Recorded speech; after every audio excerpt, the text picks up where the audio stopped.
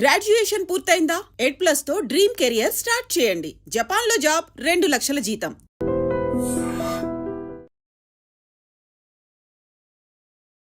నమస్కారం, welcome to I dream. ధర్మ మార్గం విత్ విజిత కార్యక్రమానికి స్వాగతం.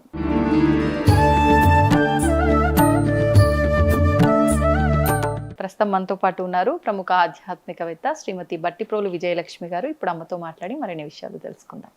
నమస్కారం అమ్మా. నమస్కారం అమ్మా. అమ్మ, అక్షయ తృతీయ రాబోతోంది. మరి అక్షయ తృతీయ అంటే నేనైతే నా చిన్నతనం నుంచి కూడా గత కొంతకాలం వినలేదు. తర్వాత మధ్యలో నాకు ఒక వయసు వచ్చేసరికి అక్షయ తృతీయ అట, ఈరోజు బంగారం కొనాలట, ముఖ్యంగా బంగారం కాసు కొనాలట. ప్రతి సంవత్సరం ఆ కొన్న కాసుని మంగళసూత్రాలు పుస్తల తాడు ఏదైతే ఉందో దాంట్లో అలా వేసుకోవాలట అని చెప్పి విన్నాను. కొంతమంది వేసుకున్నది కూడా చూశాను. అసలు ఏంటి వాస్తవం అంటే, ఇప్పుడు మళ్ళీ ప్రజెంట్ నేను ఈ మీడియాలోకి ఎంటర్ అయిన తర్వాత గురువులతో మాట్లాడడము, మీలాంటి వాళ్ళతో మాట్లాడటప్పుడు కొంతమంది చెప్తున్నదేమో నిజంగానే కొనాలి, కొనటం వల్ల నష్టం ఏమీ లేదు, నువ్వు అప్పు చేసి కొనకుండా నీ చేతిలో డబ్బులు ఉంటే కొంటే అది మంచే కదా, కొనటం వల్ల బంగారం లక్ష్మే కదా అంటారు. కొంతమంది ఎవరు చెప్పారు, నువ్వు కొనుక్కొని ఇంటికి తీసుకొస్తున్నావు, మరి నీ సొమ్ము వాడికి ఇచ్చే కదా అది ఇంటికి తెచ్చుకుంది, అది పోయింది ఇది వచ్చింది నీకేముంది అక్కడ అన్నట్టుగా కొంతమంది అంటారు. అసలు ఏంటి మీ రోజుల్లో మీరు ఏం చూసారు ఈ అక్షయ తృతీయకు సంబంధించి?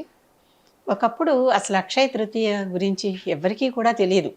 అది వేరే ప్రత్యేకమైనటువంటి ఒక ఆధ్యాత్మికమైన విషయం, అంతేకాని వ్యాపార రంగమైన విషయం కాదు. అది ఇంటింటా పెద్ద పూజలు సంబరాలు చేసుకునే విషయం కూడా కాదు. ఏవో కొన్ని నోములు అవి పాటించుకునే వాళ్ళు నోములు చేసుకునేవాళ్ళు. ఇప్పుడు మా చిన్నప్పుడు మేమేం చేయలేదు, మా పెద్దల చిన్నప్పుడు వాళ్ళు ఏం చేయలేదు. కారణం ఏంటంటే, కొన్ని తరతరాలుగా మనకి పరాయి ధర్మ పాలనలో మనం ఉన్నాం. వాళ్ళ కరికులమే, వాళ్ళు ఏది నిర్దేశిస్తే ఇదే కరికులం అని ఆ కరికులమే మనం నేర్చుకున్నాం. కనుక వాళ్ళు ఇది విద్యా ప్రణాళిక అంటే ఆ ప్రణాళికనే మనం నేర్చుకున్నాం తప్పితే మనకు కావాల్సింది నేర్చుకోవాలి. వాళ్ళకి కావాల్సింది మనకి నేర్పి మన చేత చేయించుకున్నారు. కనుక వాళ్ళ ప్రణాళిక అంతా అలాగే సాగింది. కనుక మనకి చాలా ఆధ్యాత్మికమైన విషయాలు మనకి తెరమరుగైపోయినాయి, తెలియదు. కానీ మొత్తం తెరమరుగు అవ్వవు కదా. ఎప్పుడు ఏ పీఠాల్లోనో మఠాల్లోనో అసలైనటువంటి అసలు సిసలు పండితులు ఎవరైతే వంశపారంపర్యంగా వచ్చే ఉంటాయో వాళ్ళ దగ్గర ఇవన్నీ ఉంటాయి. వాళ్ళు అవన్నీ నేర్చుకుని నెమ్మదిగా కాపాడి, అంటే నశించిపోకుండా, పరులకి పోకుండా కొద్దిమంది శిష్యులకి మాత్రమే చెప్పి, అందుకే అందరి శిష్యులకి అందరూ చెప్పరు గురువులు. ఎందుకంటే వీళ్ళు దానిని జాగ్రత్తగా వాడాలి, అనవసరంగా దాన్ని ప్రమాదానికి వాడకూడదు, జాగ్రత్తగా వాడాలి, ఇలాంటివన్నీ అనమాట చెప్పి వాళ్ళు అవన్నీ చేసేవాళ్ళు. అంతే తప్పితే ఇది అందరికీ అందలా. మా నాన్నగారు ఒక వేదం నేర్పేవారు. ఇంటికే శిష్యులు వచ్చేవారు, ఇంట్లోనే వేదం నేర్పేవారు. అంటే దాదాపు గురుకులల్లాగా మా బామ్మగారు వచ్చిన వాళ్ళందరికీ కూడా వండి పెడుతూ ఉండేది. వాళ్ళు కూడా పిల్లల కిందే లెక్క. ఈవిడకో డజన్ మంది పిల్లలు, ఈ డజన్ మంది మీద శిష్యులు వస్తే వాళ్ళు కూడా కలిపి ఇంట్లో ఒక ఆడబడుచు ఉండేది. ఈ ఆడబడుచు వదిన గారు ఇద్దరూ కలిసి చేసుకుంటూ ఉండేవాళ్ళు. ఈ రకంగా ఆడబడుచు బాలవితంతువు ఇక్కడే ఉండిపోతుంది ఆవిడ. ఆ రోజుల్లో బాలవితంతువులకి పెళ్ళిళ్ళు లేవు కదా. వీళ్ళిద్దరూ కలిసి ఇంటిలో పాది ఇంతమందిని పోషిస్తూ వాళ్ళని చూస్తూ ఉండేవాళ్ళు. ఆ రకంగా జరిగిందే తప్పితే ఎవ్వరూ కూడా ఎప్పుడు ఈ రకంగా అక్షయ తృతీయలు చేసుకోవటం మా బామ్మ తరంలో నేను వినలేదు, మా అమ్మమ్మ దగ్గర నుంచి వినలేదు, మా అమ్మ కానీ మా అత్తగారు కానీ ఎవ్వరూ చేయలేదు, నేను చేయటం లేదు. కాకపోతే అక్షయ తృతీయ అనేది చాలా వెరీ ఇంపార్టెంట్ ఆధ్యాత్మిక విషయం. గమనించి చూస్తే అక్షయ తృతీయ నాడే మనకి ఇప్పుడు కూడా ఈ రోజు కూడా జరుగుతుంది. అది మనకి సింహాచలంలో చందనం పూస్తారు కదా ఆయనకి. ఆ రోజు చందనోత్సవం చేస్తారు ఆయనకి. సంవత్సరానికి 3 సార్లు ఎన్నిసార్లు చేస్తారు కదా. ఆ చందనం, పాత చందనం ఒలిచి ఈ చందనం రాయటం కూడా కొన్నాళ్ళ ముందర నుంచి తీస్తూ ఉంటారు. ఎండాకాలం వచ్చేస్తుంది, చందనం ఎంత అవసరం కనుక ఆయనకి చందనం పూస్తారు. ఆ చందనోత్సవం జరిగే సమయం ఆ రోజు అక్షయ తృతీయ. ఓకే, అంటే బంగారం ఇదంతా సంబంధం లేదు, జస్ట్ ఇవి బిజినెస్ వాళ్ళు పెట్టారు. అక్షయంగా ఉంటుంది, ఏం చేసినా పుణ్యం చేసుకుంటే అక్షయంగా ఉంటుంది అనే ఉద్దేశంతో ఆధ్యాత్మిక విషయాల్లో చెప్తే, గొప్ప గొప్ప విషయాలు అక్షయంగా ఉండటానికి జరుగుతాయని చెప్తే, బంగారం కూడా అక్షయంగా ఉంటుంది మీరు కొనుక్కోండి అని వ్యాపారస్తులు మొదలుపెట్టారు. ఇప్పుడు బంగారం వ్యాపారి ఈ మాట చెప్పాడు, రేపు ఇంకెవరో వ్యాపారి నా దగ్గర ఇది కొనండి మీకు అక్షయంగా ఉంటుంది అంటాడు. బియ్యం కూడా మనకు అక్షయంగా కావాలి కదా. రేపు ఏ ధాన్యం వ్యాపారం ఈ మాట చెప్పొచ్చు. ఎందుకంటే అది కూడా చాలా అవసరం, బంగారం కంటే అదే ఎక్కువ అవసరం కదా. కనుక ఈ రకంగా కనుక వీళ్ళు వాళ్ళు బతకాలి కదా, సమాజంలో అందరూ బతకాలిగా. చెప్పాను కదా, కమ్మరి కుమ్మరి కంసాలి అందరూ బతకాలి కదా. కనుక వీళ్ళందరూ బతకాలి కనుక వాళ్ళు బతకాలి, వాళ్ళ వ్యాపారం వాళ్ళు చేసుకుంటున్నారు అంతే. అవును. ఒరిస్సాలో పూరి జగన్నాథుడికి ఆ రోజు చందనోత్సవం చేస్తారు. ఉత్సవ విగ్రహాలను ఒరిస్సాలో కంటే అసలైన దారు విగ్రహాలనే ఊరేగిస్తారు రథోత్సవం నాడు, తెలుసు కదా, ఆషాఢ మాసంలో వస్తుంది. దీనికి మాత్రం ఈ చందనోత్సవం నాడు చక్కగా ఆయనకి చందనం పూసి బయటికి తీసుకొచ్చి నదిలో విహరింపజేస్తారు. అంటే ఏంటి, ఎండాకాలం వస్తుంది, చల్లగా చందనం పూసి ఉత్సవ విగ్రహాలకి నీటి మీద గాలిలో విహరింపజేస్తారనమాట. ఎంత బాగుంటుంది ఇలాంటివన్నీ. ఇవన్నీ వదిలేసి బంగారం వెనకాల పడుతున్నారు. అసలు జరిగేటటువంటి కార్యక్రమం ఇది. ఈ అక్షయ తృతీయ నుంచే మొదలుపెట్టి ఉత్తరాఖండ్లో చార్ధామ్ అంటామే హిమాలయ పరిక్రమ. ఈ హిమాలయ పరిక్రమలో 4 ధామాలు ఉన్నాయి. ధామాలు అంటే పుణ్యక్షేత్రాలు అని అర్థం. ఈ 4 ధామాలు బద్రీనాథ్, కేదార్నాథ్, గంగోత్రి, యమునోత్రి ఆలయాలు ఒకటి తర్వాత ఒకటి ఆలయాలన్నీ తెరుచుకుంటాయి. 6 నెలల పాటు మూసేస్తాం కదా, ఇప్పుడు తెరుచుకోవటం మొదలెడతాయి. ఒకదాని తర్వాత ఒకటి, ఒకదాని తర్వాత ఒకటి అన్ని 4 తెరుస్తారు. ఇక్కడి నుంచి అందరు ఇక వెళ్ళటం మొదలు పెడతారు. నిన్న మొన్న కూడా చూశాను, కేదార్నాథ్లో ఇంకా ఐస్ పడుతోంది, అక్కడ మంచు కురుస్తోంది. అయినా రేపు అక్షయ తృతీయకి మరి తెరవాలన్నప్పుడు తెరుచుకోవాల్సిందే అంతే. కనుక ఈ రకమైనటువంటివి అనమాట. అంటే ఎలా జరుగుతున్నాయి, పాతకాలంలో ఏం చెప్పారు దీనికి. అసలు ఈ అక్షయ తృతీయ నాడే మనకి యుగాలు ప్రారంభమైనాయని చెప్తారు. అంటే కృతయుగం ముగిసి త్రేతాయుగం అంటే రాముడి యుగం ప్రారంభమైంది అక్షయ తృతీయ నాడే. ఇంత విశేషం ఉన్నది ఈ అక్షయ తృతీయకి. యుగం కూడా యుగారంభం జరిగింది అనమాట. అది అక్షయ తృతీయ, అక్షయం అనే మాట ఎలా వచ్చిందంటే, ధర్మరాజు సూర్యుడిని ప్రార్థించి పూజ చేసి ఒక అక్షయ పాత్ర తీసుకున్నాడు. అరణ్యంలో ఉన్నారు, వనవాసం చేస్తున్నారు. మరి వీళ్ళకి ఇన్నేళ్ళు వనవాసం అని విధించారు కదా. అన్నేళ్ళు ఆ వనవాసం చేస్తున్నప్పుడు అక్కడ ఆయనతో పాటు చాలా మంది పురోహితులు, ఆయన అనుచరులు చాలా మంది వచ్చేసారు. మీరు లేని చోట మేము ఉండలేమండి అనేసి వాళ్ళందరూ వచ్చేసారు. వచ్చేసి వీళ్ళతో పాటు వాళ్ళు అరణ్యవాసమే. ఇంతమంది పరివారానికి భోజనం ఎక్కడి నుంచి పెట్టాలి? వీళ్ళేదో 6 వెళ్ళారనేది మాట కాదు అక్కడ. తల్లినైతే అమ్మ నువ్వు పెద్దదానివి, అరణ్యవాస కష్టాలు పడలేవని చెప్పి విదురుడు ఇంట్లో దింపేసి వెళ్ళాడు. మరి తనతో పాటు ద్రౌపది వచ్చి 4 తమ్ముళ్ళు వచ్చారు, ఈ పరివారం అంతా వచ్చింది. ఇంత పరివారం వచ్చినప్పుడు ఈ ధర్మరాజు సూర్యుడిని ప్రార్థించి అక్షయ పాత్ర అడిగాడు. అక్షయ పాత్రలో ఏంటి, మనం కోరిన ఆహార పదార్థం వస్తుంది. ఎంతమంది కావాలంటే అంతమందికి వస్తుంది, ఎంతసేపు అయినా వస్తుంది. కానీ ఒకసారి తినేసి కడిగేశాక ఇక రాదు. ఆ రోజుల్లో అంతా వనవాసంలో ఉన్నారు కనుక, దీక్ష కనుక ఒంటిపూట భోజనాలే. కనుక ఆ ఒంటిపూట భోజనాలకి సరిపడా అంతమంది పరివారం తినేదాకా ఈ అక్షయ పాత్ర అందరికీ ఆహారాన్ని సమకూర్చేది. దుర్యోధనుడు ఒకసారి దుర్వాసుని పంపించాడు పరీక్ష చేయమని వీళ్ళని. ఇంతమంది పరివారానికి వాళ్ళు ఎట్లా పోషిస్తున్నారు? సందేహం వచ్చింది, ఎవరు వండుతున్నారు ఇవన్నీ, ఎలా చేస్తున్నారు ఇవన్నీ అని. దుర్వాసుడు వచ్చి నా శిష్యులు అందరితో ఇంతమందితో వచ్చాను, నాకు అన్నం పెట్టమన్నాడు. వీళ్ళు అప్పటికి తినేసి పాత్ర కడిగేశారు. ఆ కడిగేసినప్పుడు నువ్వు వెళ్ళి నది స్నానం చేసి అక్కడ ఏదో సంచవర్చుకురండి, ఈ లోపల మేము తయారు చేస్తామని చెప్పి పంపించారు ఆయన్ని. పంపించారు కానీ అందరూ దిగులుగా కూర్చున్నారు. ద్రౌపదికి భయం లేదు, కృష్ణుడు ఉన్నాడు కదా, చక్కగా కృష్ణుడికి దండం పెట్టుకుని కృష్ణ కాపాడమని కోరింది. అందుకంటే అంతకు ముందర ఆవిడకి తెలుసు వస్త్రాపహరణం జరుగుతుంటే ఆపేసాడు వచ్చి, తనకి అవమానం జరగకుండా కాపాడాడు. ద్రౌపది మాన సంరక్షణం అయిపోయింది.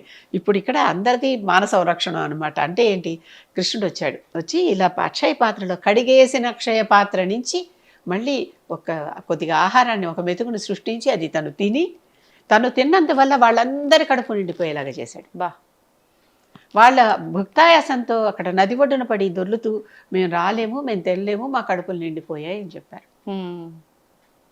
అది అంటే అక్షయ పాత్ర అంటే అక్షయంగా ఉండేటటువంటిది, ఇక రాదు అన్న దాంట్లోంచి కూడా సృష్టించి ఇచ్చినట్టు. ఈ కాలంలో లేవా అమ్మ అక్షయ పాత్రలు? ఉంటే బాగుండు కదా. అప్పుడు ఆ మనుషులందరూ సోమరుగా ఉంటారు, అడవిలో అడవిలో ఉన్నారు, వాళ్ళకి ఏ సంబారాలు అందవు. అందుకని అక్షయ పాత్ర కావాలి. కానీ ఇప్పుడు శుభ్రంగా, అలాగే హిమాలయాల్లో స్నానం చేయకుండా ఋషులు నెలలు తపస్సు చేసుకుంటున్నారు కదా. అంటే ఇక్కడ మనం స్నానం చేయకుండా ఉంటే కంపు కొడతాం. అక్కడ వాళ్ళకి మంచులో కంపు కొట్టరు, మంచులో నీళ్లు లేవు, వ్యవస్థ లేదు కనుక చేయటం లేదు. అన్నీ ఇక్కడ అమృతుంటే చేయకపోవటానికి ఏంటి. అవును, ఎడారి వాళ్ళు నీళ్లు లేవు కనుక స్నానం చేయకుండా అత్తర్లు జల్లుకుంటారు. ఇక్కడ శుభ్రంగా అన్నీ ఉంటే ఇక్కడ స్నానం చేయకుండా ఇక్కడ అత్తర్లు జల్లుకోవటం ఎందుకు? అదే కదా, బద్ధకం కదా. బద్ధకం కాదు, ఎక్కడికక్కడ అక్కడ ఏమన్నా మనకు సులువు ఒకటి ఉంటే తీసేసుకుని మనం వాడేసుకుందామా, తప్పిచ్చేసుకుందామా, అదే కదా. కనుక అక్షయ పాత్రలు నిజంగానే ఇప్పుడు ఉంటే అసలు జనం ఇలా ఉంటారా? ఎవరు కష్టానికి ఉల్లంచరు. అందరికీ ముందర కావాల్సింది ఫుడ్డే కదా. ఫుడ్డే. రోటీ కప్పుడా మకాల్లో రోటీనే ఫస్ట్, అంతే, తినేసి తినేసి ఊరుకుంటారు. సో ఇలాంటివన్నీ. అంతేకాకుండా అక్షయ తృతీయ నాడే సుధాముడు కుచేలుడు, యాక్చువల్లీ అంటే చిరిగిపోయిన వస్త్రాలు ఉన్న కుచేలుడు వచ్చి కృష్ణుడికి అటుకులు తినిపించి సకల సంపదలు పొందాడు. అక్షయ తృతీయ ఎంత అక్షయంగా ఆయనకి సంపదనిచ్చిందో ఆలోచించాడు. అది మనం కొనుక్కుంటే వచ్చేది కాదు, ఒక ధర్మ కార్యం చేస్తే ఆ ధర్మ కార్యం వలన మనకి సిద్ధించేది. భగవంతుడిని ప్రార్థిస్తే ఒక ధర్మ కార్యం వల్ల అది మనకి సిద్ధించేది. అంతేనా. ఇంకా కుబేరుడు ధనాధి దేవత అని చెప్పుకుంటాం కదా. ఈ కుబేరుడు అక్షయ తృతీయ నాడు ప్రత్యేకంగా ఈశ్వరుణ్ణి అర్చించి ఈశ్వర కృప పొంది ట్రెజరర్ అయ్యాడు. ఈశ్వరుడు ఐశ్వర్యం ఈశ్వరాది ఇచ్చేతనే, అసలు ఐశ్వర్యానికి హెడ్ ఈశ్వరుడు. ఆ ట్రెజరర్ పోస్టు ఈయనకి దక్కడానికి కారణం, ధనాధిపతి అవటానికి కారణం ఆయన ఈశ్వరుడికి చేసిన పూజ. ఈ రోజునే ఆయన్ని కుబేరుడు అనుగ్రహించి ఆయన్ని ధనాధిపతిగా డెసిగ్నేట్ చేశాడు ఈశ్వరుడు. అక్షయ తృతీయ అంటే ఎలాంటి గొప్ప గొప్ప విశేషాలు వస్తున్నాయో చూడండి. అంతేకాదు ఈ అక్షయ తృతీయ నాడే విఘ్నేశ్వరుడు వ్యాసుడు కలిసి భారతం రచించడం మొదలు పెట్టారని ఒక నమ్మకం. అంటే వీళ్ళిద్దరి మధ్య ఒక ఒడంబడిక ఉంది కదా. వ్యాసుడేమో నేను చెప్పినట్టుగా చకచకా నువ్వు రాసేయాలి. విఘ్నేశ్వరుడు ఏమన్నాడు, అర్థం చేసుకోకుండా చెప్పడానికి వీల్లేదు, మళ్ళీ పొరపడి తప్పు దిద్దుకోవటానికి వీల్లేదు, అంత కరెక్ట్గా నువ్వు చెప్పాలి. అంటే ఆ మొత్తం ఫ్రేమింగ్ ఆఫ్ ది శ్లోకం చేసుకుని మనసులో చెప్పాలి. చెబితే ఈయన ఆగకుండా రాయాలి. ఆగుతుంటే గంటం విరిగిపోయిందట మధ్యలో. విరిగిపోతే తొండాన్ని ఇవి ఉన్నాయి కదా దంతాలు, ఏకదంతం ఆయన ఒక దంతాన్ని గబుక్కుని ఎరగొట్టి అందుకే ఏకదంతుడయ్యాడు. దాంతో రాయటం మొదలు పెట్టాడు. అది గంటంగా అక్షయ తృతీయ నాడు మహాభారతం రాయటం మొదలు పెట్టిన రోజు. అంతేకాదు అక్షయ తృతీయ నాడు పరశురాముడు ఈ రోజునే పుట్టాడు రేణుకా దంపతులకి. జమదగ్ని రేణుకలకి పరశురాముడు ఈ రోజు పుట్టాడు అని అదొక నమ్మకం. ఎన్ని ఉన్నాయో చూడండి. అక్షయ తృతీయని చుట్టుముట్టి అక్షయ తృతీయ చుట్టూ అల్లుకున్నటువంటి మన పురాణ గాథలు, పురాణ విశేషాలు, ఆధ్యాత్మిక విశేషాలు.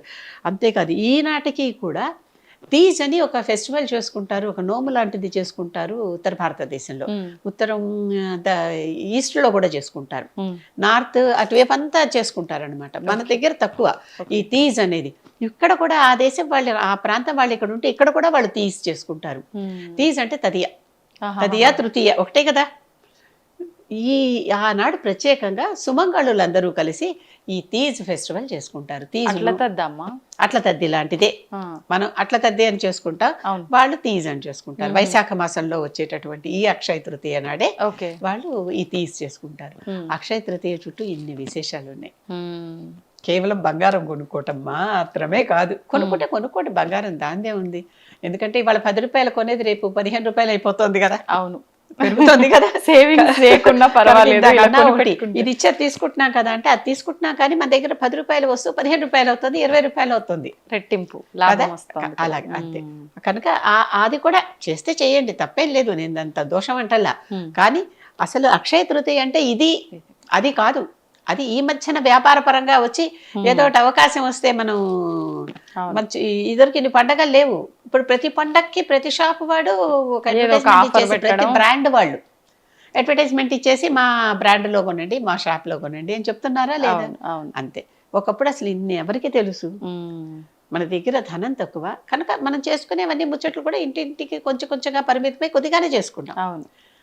అసలు అక్షయ తృతీయ అంటే పరశురాముడు పుట్టినరోజు, భారతం మొదలుపెట్టిన రోజు, త్రేతాయుగం మొదలైన రోజు, విఘ్నేశ్వరుడు గంటంతో మొదలుపెట్టిన రోజు, తీజ్ పండుగ రోజు, ఉత్తరాఖండ్లో ఆలయాలన్నీ తెరుచుకునే రోజు, సింహాచల నరసింహస్వామికి చందనోత్సవం చేసే రోజు, ఒరిస్సాలో పూరి జగన్నాథుడికి చందనోత్సవం చేసే రోజు, ఎన్నున్నాయో విశేషాలు ఉన్నాయా అన్ని పక్కన పెట్టి మనకి ఏది లాభమో ఏది కావాలో. అక్షయ తృతీయలో ఆ భోజనాన్ని అక్షయంగా కృష్ణుడు సృష్టించిన రోజు ఎన్నో, ఒకటి కాదు.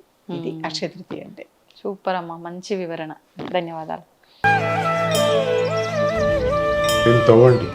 అవుతున్న శివలింగం. పరమాత్మకు జీవా సరే దాన్ని అట్లా కప్పేసేయండి, చూపించదండి. Krishna is there. మూర్తి పూజ కాదు, సాక్షాత్ బ్రజేంద్ర నందన భగవాన్ ఉన్నారు మూర్తిలో. ఏమీ ఆశించకుండా ఆరాధించే వాళ్ళు కూడా ఉన్నారా ప్రభుజీ? నిజమైన భక్తి అంటే మనకు తెలియదు కాబట్టి